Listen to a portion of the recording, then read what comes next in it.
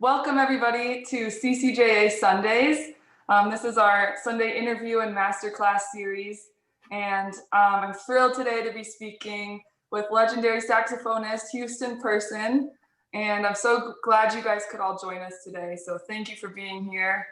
And thank you, Houston, again, so much for being here. To start things off, I kind of wanted to get to know how you got into jazz in the first place, you know, how you started playing the saxophone. I know you started out on piano and then made the switch. I'd love to just hear about, you know, how you grew up with the music. Well, when I was growing up, and Paul was growing up, well, all of us, music was always in the home. It wasn't that many diversions that you had to run out in the street for. Each house had a piano. There was a church choir, the high school glee club I sang in, and I played in the high school band, but I didn't play an instrument until much later. And I played a little piano lessons, like everybody took piano lessons because the piano was in the house. And you tried to duck as many piano lessons as you could, which I did. The only thing that I couldn't duck was every Saturday, I had to listen to the Metropolitan Opera. Every Saturday I had to listen for at least an hour before I could go out and play. I had to listen to music. I didn't understand the language, and I didn't know then how important that music would be to me until later. You don't realize these things until later. But I'm glad that my parents geared me toward that and a nice appreciation of music. However, they used to have music appreciation classes in school where you got to hear all kinds of music.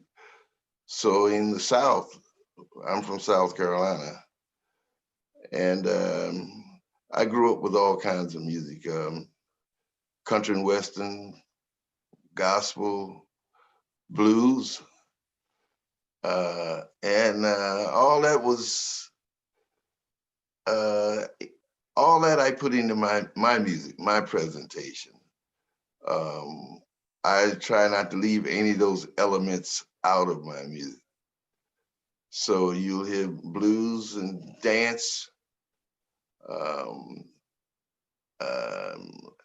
and that sadness of country and western music, pop music. That would be the Bing Crosbys and the Perry Comos. So my parents always stressed to be a well-rounded individual. So I try to approach music that way, is that I'll play anything. And I've tried to stick to that. Yeah, so, sorry. No, that's all right. I can, just like the wide breadth of your discography really encompasses everything you're talking about with just, you know, playing all genres. I can hear so much influence from different places. I was curious if there is any particular musical setting where you feel the most at home, or if it's all kind of, you know, like you said, it's all music. I can answer that 2 or 3 ways.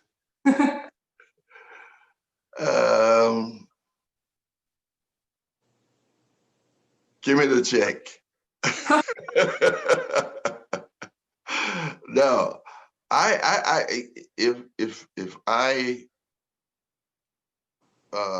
commit to do something, I want to follow through on it. No matter the situation. Once I accept that situation, I think it's my responsibility to do the best I can and to approach the audience and give the audience something that they want and accessible. I want to be accessible. So thereby, as I was saying before, I have all of those. Well, I have a vast repertoire. I have a large repertoire of songs that I love that I can play for any occasion. And that comes from playing those gigs in the South where you only had one night. It wasn't like it was in the North or in Denver where the clubs were open every night. There was one night, Saturday night. Sunday we went to church. So Saturday night you had to play all these different things to satisfy an audience. Dance music, and you had to know when to play what. So you learn timing, you learn how to play right tempos for the music people to dance by.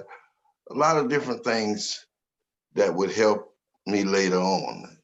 And I apply those things now. And I try to play things that give people memories and maybe something new. But for me, it's not bad, as they might say.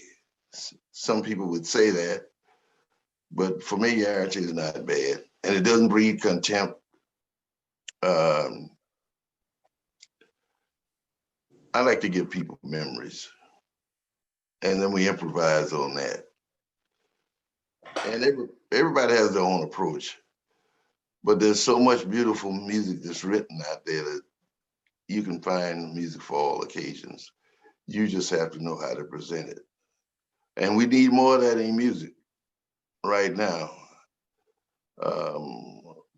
But I have a feeling when we come back, and we will be back, a lot of people are going to be paying attention to presentation and how the music is presented. Yeah, I think that's so true. Man, there were like 5 amazing quotes in there that I just, every time you said all these things and I was like hit with all these revelations. It's so cool. Oh, Yeah, yeah. Well, you know, I always say there's beauty and meaning in every song there is out there. You have to find it. yeah, There's beauty in everything. Now you take jazz musicians. There's songs that jazz musicians, well, let's just put it there, they'd rather not play. I give an example. If this is one of the most beautiful, meaningful songs there is "What a Wonderful World." mm-hmm. You call that tune, ask a musician, jazz musician to play it, and it looks at you like you're crazy.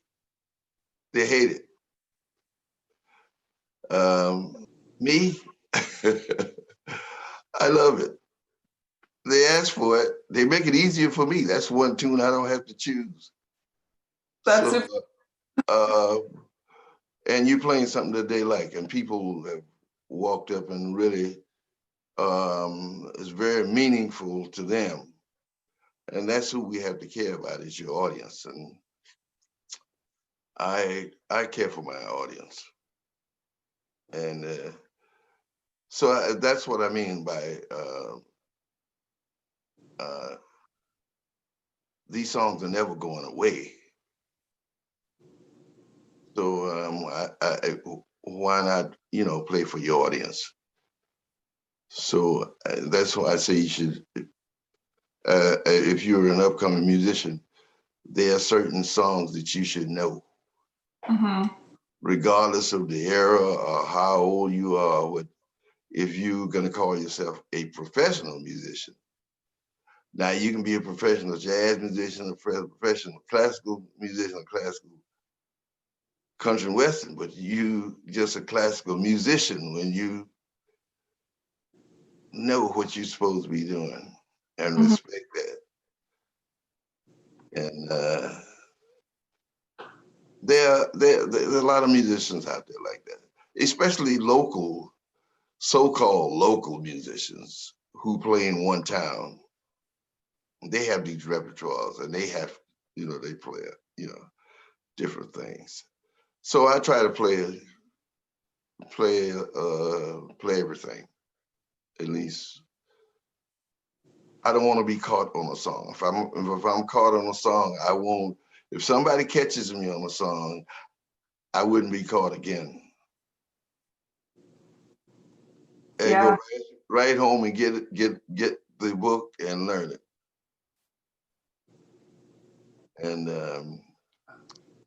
And some of these songs are really, really corny. But there's beauty in them. Somebody wrote them, and you have to know how to approach it. Do you have any particular favorite tunes of yours that you just always love to play? Like standards or any genre that you just always love? All of them. I play all of them. It is. I'm really entertaining myself. I'm not working. I don't work anymore. I'm having fun. Any specific tune that you always love to call? Oh, a lot of them. Let me see. Well, we'd always start with "Do Nothing Till You Hear From Me." That would come up a lot in the first set. That's usually kind of break the ice. I don't know. Which one? Oh, "Do Nothing Till You Hear From Me." Oh, it's kind of the icebreaker. Oh, "Do Nothing Till You Hear From Me." Oh yeah, that's a good one. I like that. That's Duke Ellington. Anything with Duke Ellington is nice. But a tune I like really right now is, well, I like it anyway. "All My Tomorrows," which is a song written by Jimmy Van Heusen. And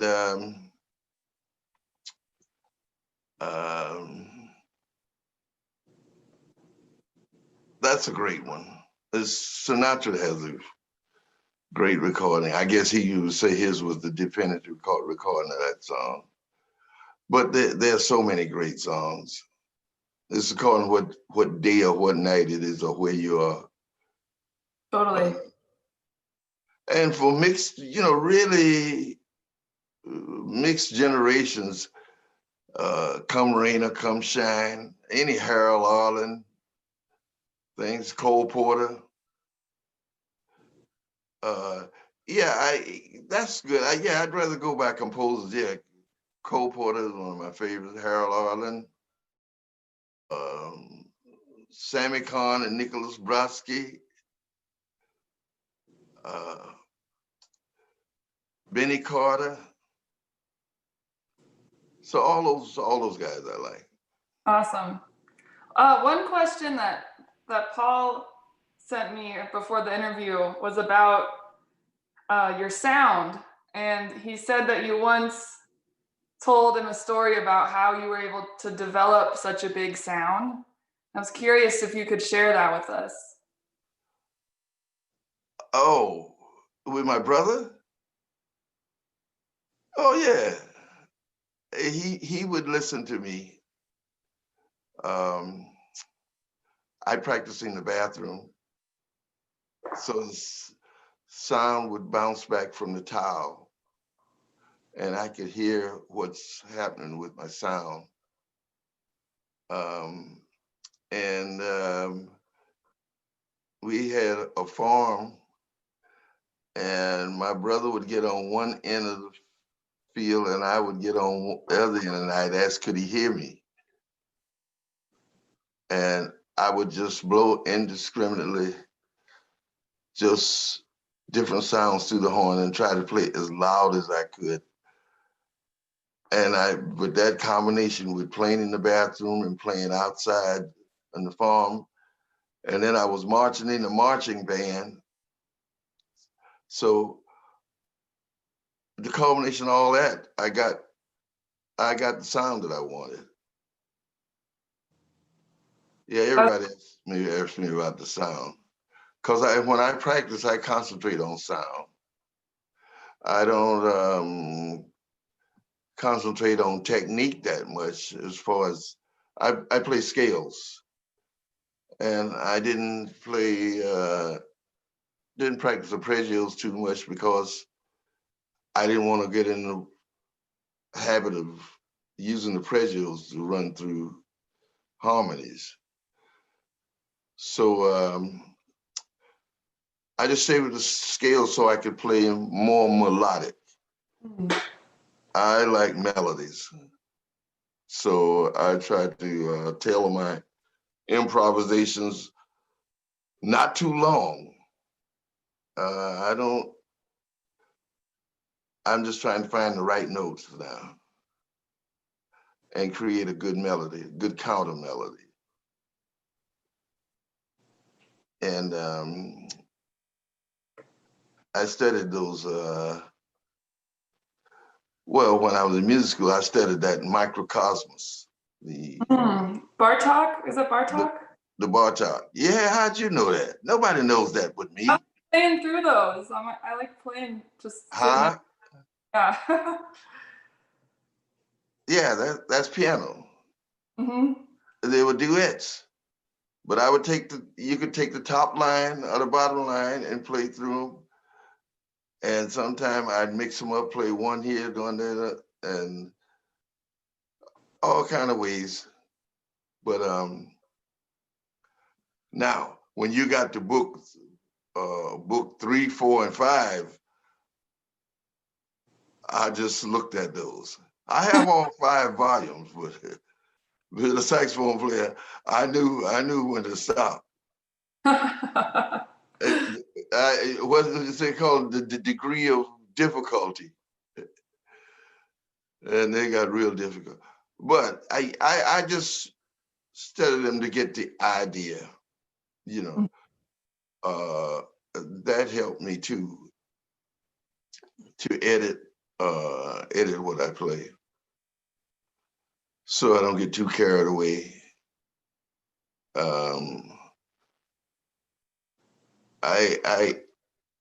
But I still like that melodic approach.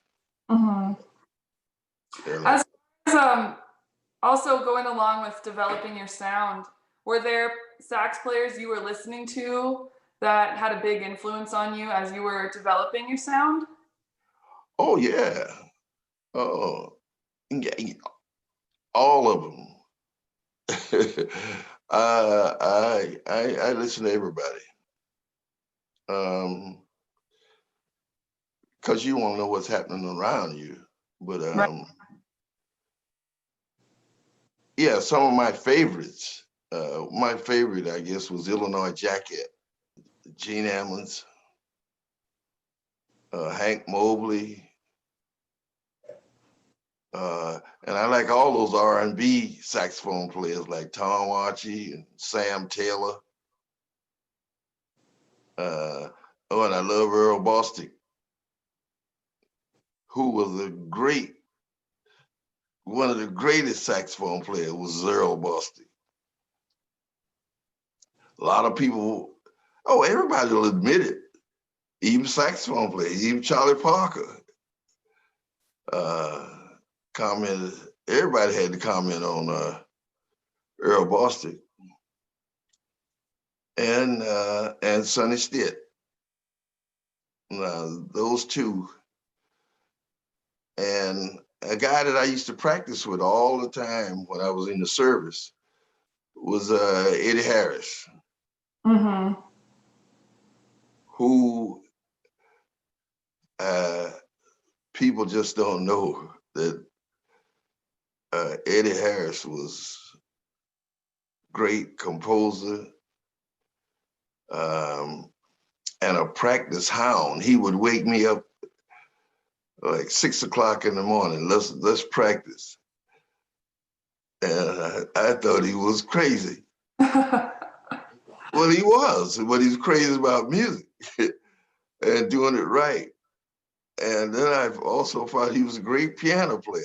In fact, he worked some gigs with me in New York playing piano. But I always put Eddie Harris in that he's a top echelon. Another great guy, well, I just mentioned guys I was in service with, was Don Menza. He's in California. And Lanny Morgan. So all those guys, they were great. That's awesome. I was gonna actually ask about when you were in the service band. Like, I think is that when you met Cedar Walton? Is that right? Yeah. But I wasn't in the band though. Oh, okay. I wasn't good enough. I was just starting out when I was just starting music when I went in the service. And that's where I met Eddie and Cedar and Leo Wright. And they were a great bunch of guys. They let me play every night with them. And I took my little licking and went home and practiced. Because they were very talented. They were very talented. And they beat me up every night, and I go home and practice. And Eddie Harris would wake me up. Okay, let's hit it. Let's hit it. Oh boy. He was the one that really got me into practicing. And I know how important it is because they'd show me every night. And I mean, this was like every night. So I improved with time. But and I talked to Don Menza a couple of weeks ago. And he's a great guy that should be heard more. That's awesome to hear about all those experiences. And it makes me think about how just like the diverse catalog of people that you've collaborated with and all the sessions you've done. Are there any that stand out or that are most memorable to you out of all the recordings you've done? Oh, hey, I like everything I've done. That's a great answer. Yeah, well, I stand by it. I did it, and I know some of it doesn't wear as well as others, but there's so much I can understand people like in different periods. There was like the disco period. I've got stuff out there that they still play in England and all over the world. I go places, they know me as a disco artist. I said, I don't play any disco music. And people would say, well, I got your record here. So I stand by it though. I enjoy doing it. And when I go to people's homes, when I did do that, out with people, I want my music to be included when they're playing music and selecting music, programming music for clubs, stuff. I wouldn't be true to myself if I'd say I didn't want to I didn't want it out there. Why do I waste my time doing it if I don't want it out there? Mhm. So I did all of it. I'm guilty. And I enjoyed every minute of it. I've enjoyed my career. And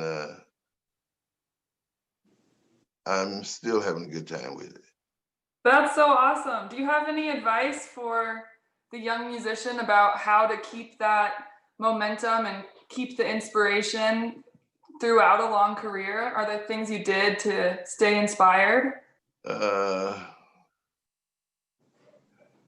Okay, well, one thing, I'm big on education.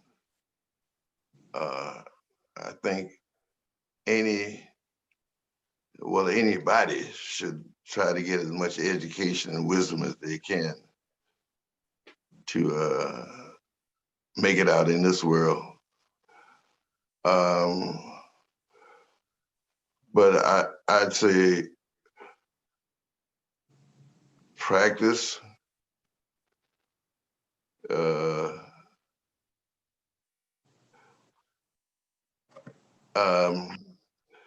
try to be accessible and think of your audience, think of the people you're playing for, and think of your presentation. And for God's sake, be on time. I guess a lot of people don't realize how not being on time, how it messes up everybody else in the band. It just does something, you know. So so if you want to be a professional musician, and I'm talking about if you want to be a professional musician, these are things that you should pay attention to. Mm-hmm. And dress for the occasion. People see you before they hear you. And in that split second, they've already made an opinion. And you can't stop them from making an opinion because sight is there. Mm-hmm. So, you know, just pay attention to all those things. And there's no saying any kind of music you play, you can be successful in. You just have to use sound business principles. The same as a doctor who puts his shingle out, or a lawyer puts his shingle out, or a plumber, or whoever else. You just got to be professional at what you do. Mm-hmm. And enjoy it. If you don't enjoy it, do something else. Don't make everybody else miserable. You know, so that's the way I approach it. And you'll have a happy, long career. Yeah, that's all such great advice. I want to open up, anybody who's listening, if you ever have a question pop up, feel free to type it in the chat and I'll make sure to get to it at some point. One of the questions we got beforehand was about your collaboration with Ron Carter and those duo albums you guys have done together. And Yeah. wondering how that came about and what that process has been like. Oh, it's funny. Ron and I, we went on a tour together. We did a tour of Japan, and Ron knows, well, everybody, I don't have to tell anybody, everybody knows Ron. His repertoire is, out there. So we'd warm up every night and we started playing, just see who could stump the other.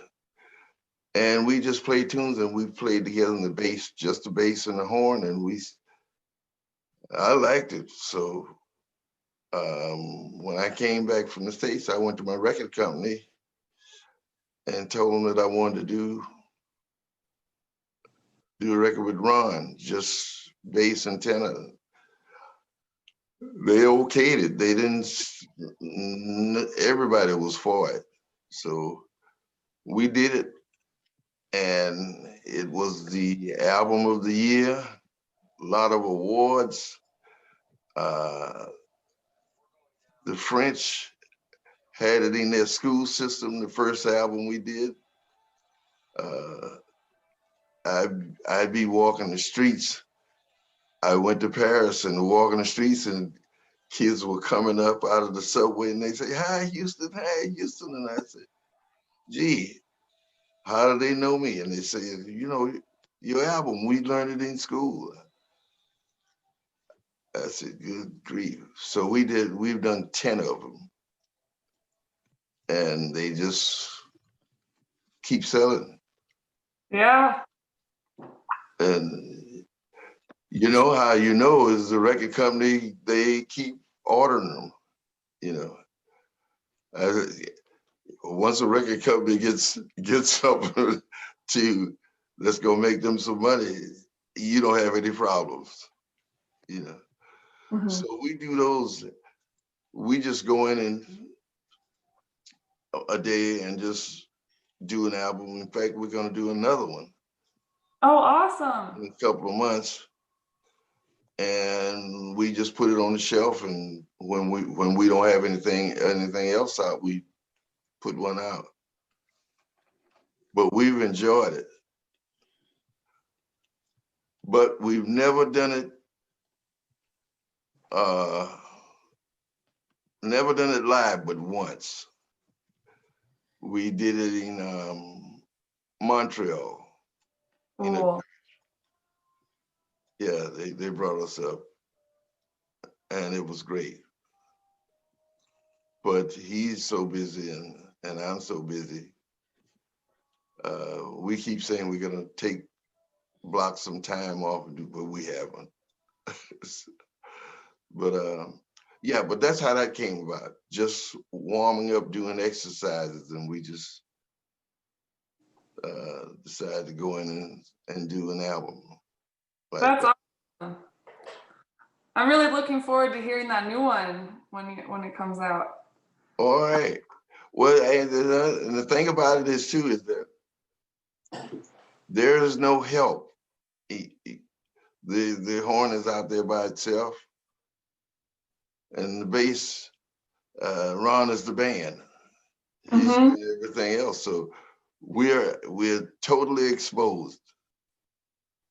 So everything has to be right. Your sound in tune, knowing the songs. There's nobody to bail you out. No piano, no drums. You're just out there. Yeah. And I enjoy it. I enjoy it. Because the reason I did it too is that being in the South, I didn't have anybody to play with, not a whole lot of, instruments. So I always was playing by myself, or with the band, but never a full complement of guys like bass, drums. That was a big luxury. So I enjoyed it. I enjoyed being out there on like that. It's like a tightrope. I like it. That's awesome. That's the way you could tell, if you like me or not. You'll hear it then. Yeah. Yeah. Another question we just got was, what is your favorite melody? Hmm? Do you have a favorite melody? A favorite melody? Yeah. Yeah. What is it? It's too many to say. Oh, Like I said, all those melodies are great. I can, let's see. Oh, it's too many. I like, okay, I'll say this. I like I like the standards. As I said, I'd rather say it by composers. Mm-hmm. All those guys from what we call the American songbook, say, standards. Mm-hmm. Yeah, it's great standards. The great jazz written by jazz tunes, and some of those should be standards. A melody I do like to play though is I'll name. Let's see, I'll name about 4 or 5. There's a tune called "Daydream," written by Duke Ellington.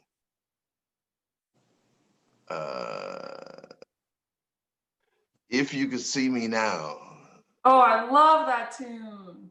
Yeah, written by Tad Dameron.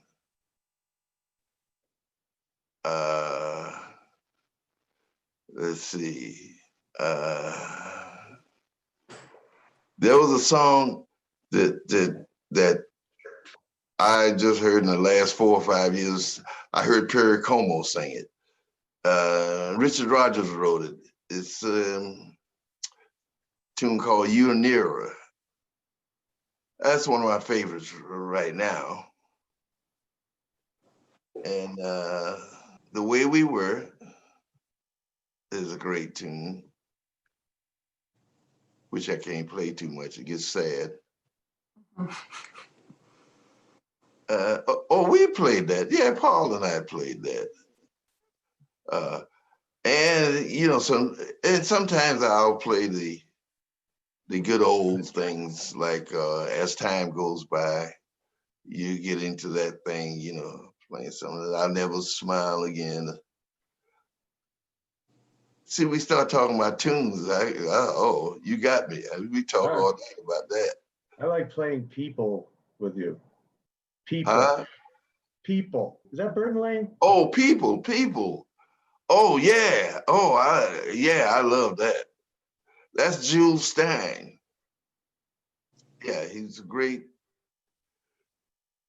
And that's really a good tune that guys don't play. So so you get the idea. Good strong stuff. Are there any lately? Have you been listening to any albums like jazz or otherwise that you've really been digging lately? What have I been listening to lately? Now I've been listening to R&B music lately. You like R&B? Oh yeah. Oh yeah. Well then you know.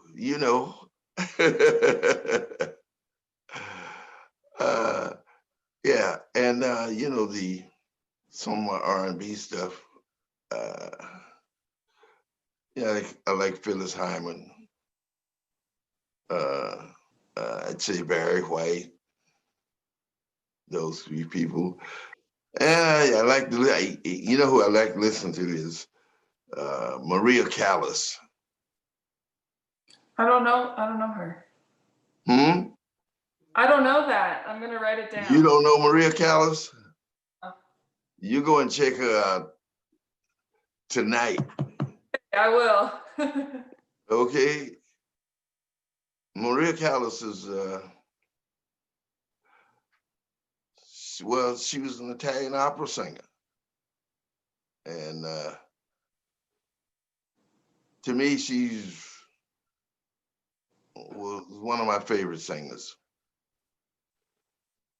Because I hear everything. She was a singer who, for me, that let it all hang out. Hmm. You could hear the blues in her, for want of a better word, a feeling, and she was just great. So I've been listening to her, and she was in love with a monster.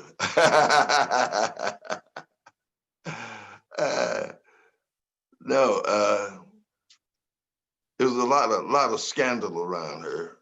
Okay. Maybe that contributed to her the way she sang. And I take that monster back. When it's just some people have problems with their relationships. I'll leave it at that. Mm-hmm. And she had an outlet, her music, because she really could sing. Yeah, I'm gonna listen tonight. I'm excited to check it out. Okay, so I don't go out here and say I call anybody a monster, because I didn't say any name. I didn't put any name in. Man, it's so cool just to hear about your whole philosophy of, just loving everything you've played and, loving all forms of music. It's so inspiring. And I was curious if there's any, I don't know, philosophy you practice or something that you do to stay so positive and just so loving with the music. If you have advice for how we can keep that positivity as growing musicians. No, there's no advice. If you stick to really, if you aspire to be a musician, which if you wanted to be a musician now, I'd call you a hero. To want to enter something that doesn't exist. There's no jobs anywhere. So, but I would say this, if you really want to get into this now, you really love it, and that's enough. You don't have to crowd your mind with all these different slogans and all that. If you want to get into music now, or any field that you love, that's enough. And then you put your mind to it and work at it, and you'll make it work. That's all. That's always the way it is. You commit to something and then you work. You put the work in. And treat people right, going up, and they'll treat you right when you're coming down. Yeah.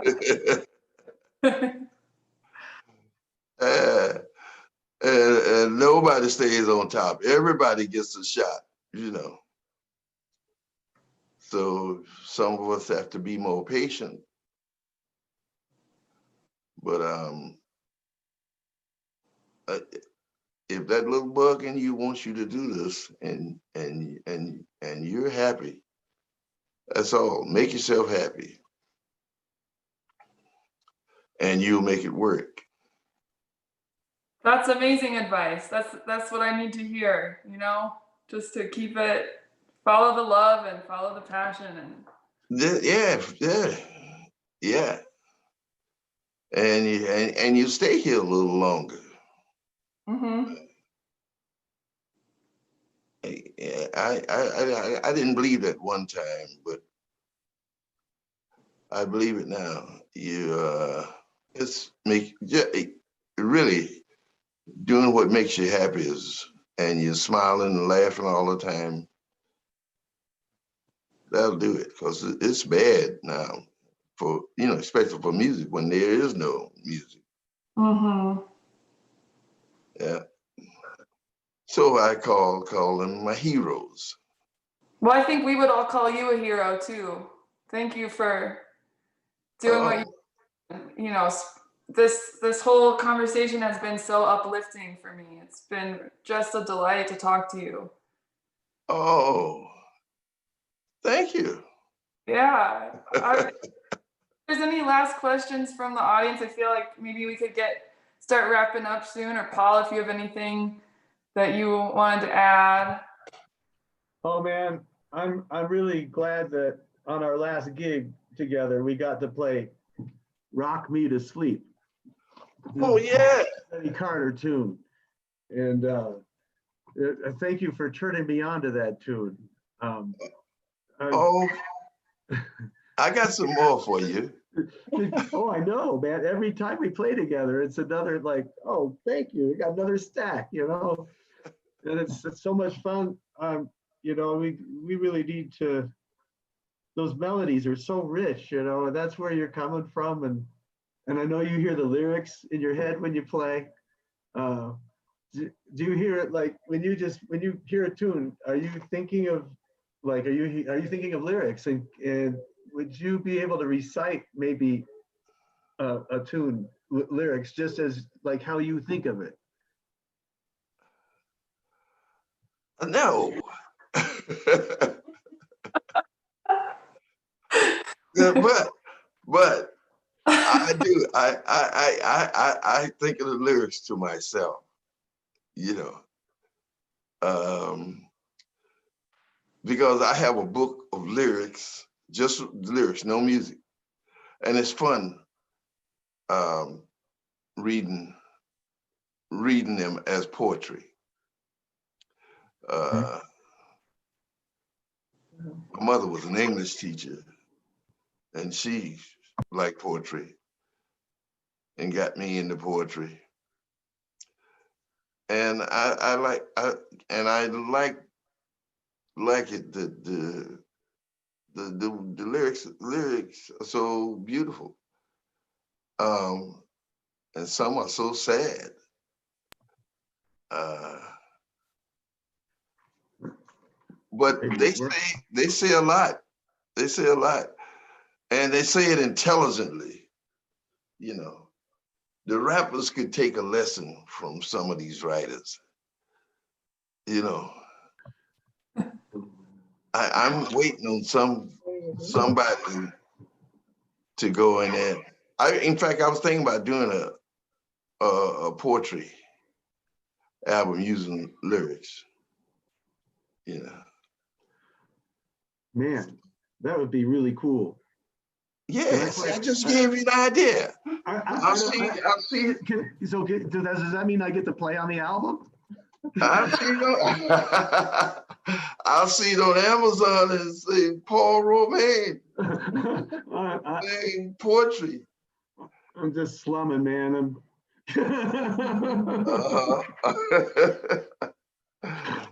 But yeah, well, for your information anyway, that book was written by Robert Kimball, compiled by Robert Kimball.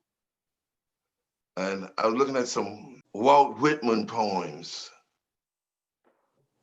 would go great with some music. Man, yeah. Yeah. Who's that guy? I wrote a tune. I found some 13th century dude that I I did that with, and it's so beautiful, like you don't think about like everything you need to know is already out there, like if you it's like you just gotta look at it different, Hey, it's time. Let's all go home.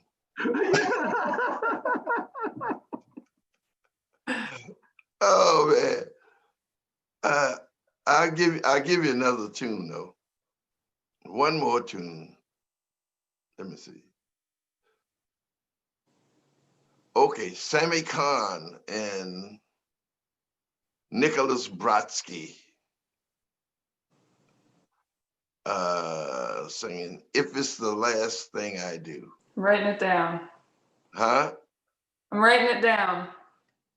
Yeah, okay. You'd have to sing it though.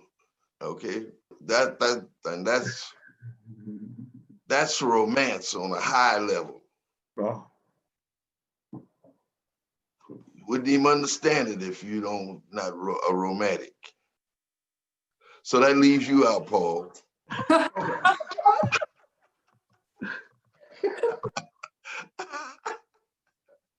Okay, we're getting crazy now. Oh man. Well, thank you so much, Houston. This has just been such an enjoyable evening, and I know everyone here has really, really benefited from just hearing about your experiences. So thank you so much. Well, I had a good time. I had a great time, and thank you very much. And I wish you all happy holidays and Oh, I love you, man. and a good 2021. Yeah. Hey. Yeah, let's see about that.